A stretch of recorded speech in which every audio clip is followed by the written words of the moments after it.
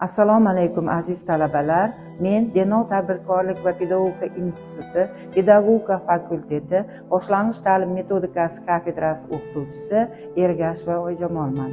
Bugun biz sizlar bilan boshlang'ich ta'lim pedagogikasi, innovatsiya va integratsiya fanidan birinchi mavzuyimiz innovatsiyalarni ta'lim jarayoniga tatbiq etishning tashkiliy pedagogik asoslari mavzusi bilan qisqacha tanishib olamiz.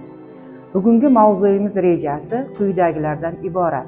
Mamlakatimizda innovatsiyalarni joriy etishga ehtiyojlarni tug'ilishi, innovatsion jarayonlarning yaratilish bosqichlari, o'qituvchi innovatsion faoliyatining shakllanish bosqichlari, innovatsion ta'limni boshqarish algoritmi, maktab rivojlanish dasturi, zamonaviy ilg'or innovatsion texnologiyalar o'zlashtirish va o'quv jarayoniga tatbiq etish, maktab hayotini insonparvarlashtirish, demokratlashtirish va liberallashtirish.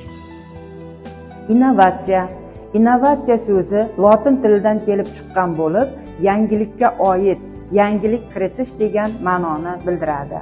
Innovatsiya lotincha innos, oid, taalluqli va ruscha noviy so'zlar birikmasidan tashkil topgan. Innovatsiya ingliz tilida ham innovation deb yuritilib, yangilanish, o'zgartirish, yangilik kiritish degan ma'noni bildiradi. O'zbekiston Respublikasi Prezidenti Shavkat Mirziyoyev xalqimiz dunyoqarashida innovatsiya muhitini yaratish eng muhim vazifamizdir deb ta'kidlagan edilar. Innovatsiya bo'lmas ekan, hech bir sohada raqobat, rivojlanish bo'lmaydi. Bu sohadagi o'zgarishlarni xalqimizga keng targ'ib qilmaslik, odamlarda ko'nikma paydo qilmaslik, davr shiddati, fan texnikaning mislsiz yutuqlari bilan hamqadam bo'lolmaymiz degan edi. Hozirgi kunda ta'lim jarayonida innovatsion texnologiyalarni o'quv jarayoniga qo'llashga bo'lgan qiziqish, e'tibor kundan kunga kuchayib bormoqda. Buning asosiy sabablaridan biri an'anaviy ta'limda o'quvchilarni faqat tayyor bilimlarni egallashga o'rgatilgan bo'lsa, zamonaviy texnologiyalar ularni yangilanayotgan bilimlarni o'zlari qidirib topishlariga, mustaqil o'rganib, tahlil qilishlariga, hatto xulosalarni ham o'zlari keltirib chiqarishlariga o'rgatadi. O'qituvchi bu jarayonda shaxsning rivojlanishi, shakllanishi, bilim olishi va tarbiyalanishiga sharoit yaratadi.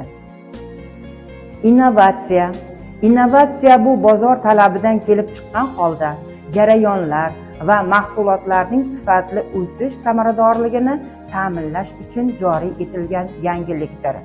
Inson intellektual faoliyati, uning fantaziyalar jarayoni, kashfiyotlari, ixtirolari natijasi hisoblanadi. Innovatsion g'oyalar tarixiga bir nazar. 21-asr fan texnika va axborot texnologiyalari o'zaro uyg'unlikda shiddat bilan rivojlanayotgan davrdir. Hayotimizni kompyuter, planshet, smartfon, shu kabi biz uchun qulay bo'lgan texnika va innovatsion texnologiyalarsiz tasavvur qilish qiyin. Keling birgalikda innovatsion g'oyalar tarixiga nazar tashlab, kashfiyotlar olamiga sayohat qilaylik. Innovatsion pedagogikaning vujudga kelishi. Innovatsiya tushunchasi birinchi marta 19-asrda madaniyatshunoslar izlanishlari natijasida paydo bo'ldi va bir madaniyat elementlarining joriy qilish ma'nosini bildirdi. Uning bu ma'nosi etnografiyada hozirgacha saqlanib qolgan. 20-asr boshlarida yangi bilim sohasi, yangiliklarni kiritish, qo'llash yuzaga keldi. U mahsulot ishlab chiqarish sohasida texnik yangiliklarni kiritish qonuniyatlarini o'rgana boshladi. 30-yillarda AQShda firma innovatsion siyosati, innovatsion jarayon atamalari paydo bo'ldi. 60-70-yillarda G'arbda firmalar va boshqa korxonalar amalga oshirilayotgan yangiliklarni empirik tekshirishlar keng quloch yoydi. Innovatsion pedagogikaning vujudga kelishi. Hozirgi davr ta'lim taraqqiyoti yangi yo'nalish, innovatsion faoliyatni maydonga olib chiqdi. Innovatsion pedagogika termini va unga xos bo'lgan tadqiqotlar 20-asrning 60-yillarida G'arbiy Yevropa va AQShda paydo bo'lgan. Dastlab innovatsion faoliyat bir qator olimlar ishlarida tadqiq etildi. Bu tadqiqotlarda innovatsion faoliyat amaliyoti va ilg'or pedagogik tajribalarni keng yoyish nuqtai nazaridan yoritilgan. Innovatsiya bir tizimda shakllangan yangicha yondashuv. Innovatsiyalar ta'lim mazmunini rivojlantirish uchun istiqbolli bo'ladi. Ta'lim tizimi rivojiga ijobiy ta'sir ko'rsatadi. Innovatsiya ma'lum bir faoliyat qoshidagi yoki ishlab chiqarishdagi texnologiya, shakl va metodlar, muammoni yechish uchun yangicha yondashuv yoki yangi texnologik jarayonni qo'llash oldingidan ancha muvaffaqiyatga erishishga olib kelishi ma'lum bo'lgan oxirgi natijadir. Ta'lim tizimidagi har qanday yangilik innovatsiya bo'la olmaydi. Shu sababli innovatsiya va innovatsiya tushunchalari farqlanadi. Agar faoliyat qisqa muddatli bo'lsa va yaxlit tizim xususiyatiga ega bo'lmasa, o'z oldiga muayyan tizimdagi faqat ba'zi elementlarni o'zgartirish qilib qo'ygan bo'lsa, u holda bu innovatsiyadan muloqot qilayotgan bo'lamiz. Agar faoliyat ma'lum konseptual yondashuv asosida amalga oshirilayotgan bo'lsa va uning natijasi o'sha tizim rivojlanishiga yoki uning prinsipga o'zgarishiga olib kelsagina innovatsiya deya olamiz.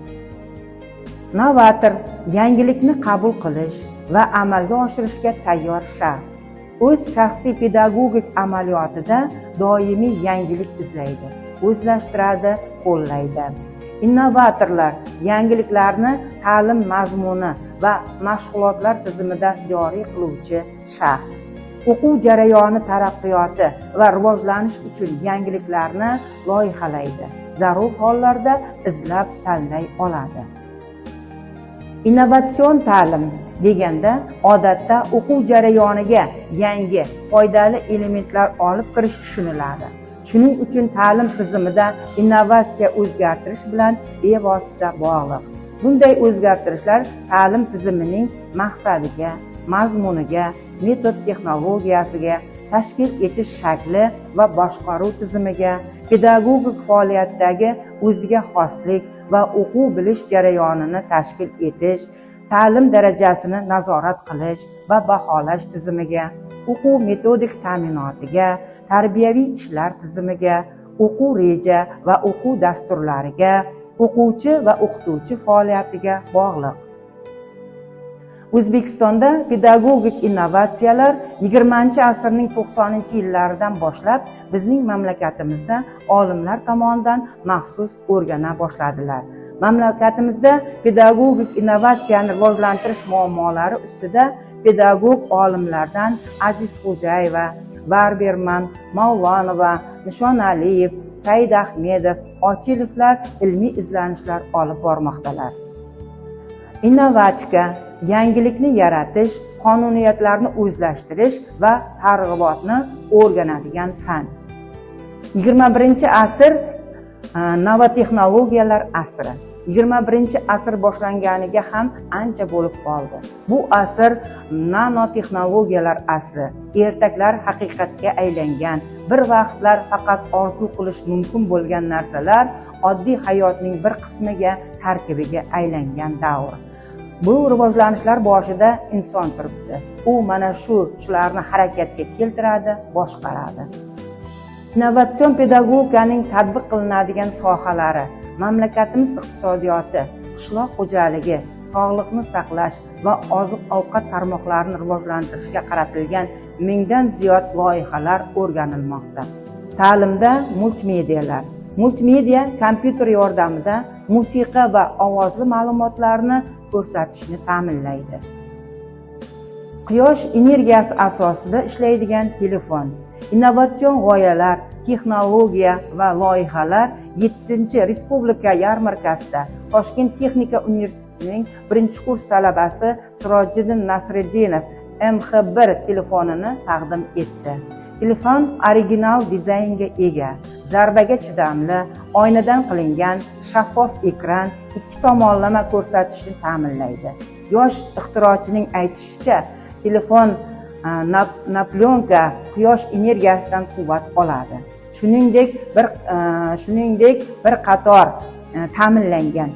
Shuning uchun u qo'shimcha batareya talab qilmaydi. Boshqa zamonaviy telefonlar singari sensorli klaviaturaga ega. Telefonning taxminiy bahosi 600 AQSh dollari bilan belgilanadi. E'tiboringiz uchun rahmat.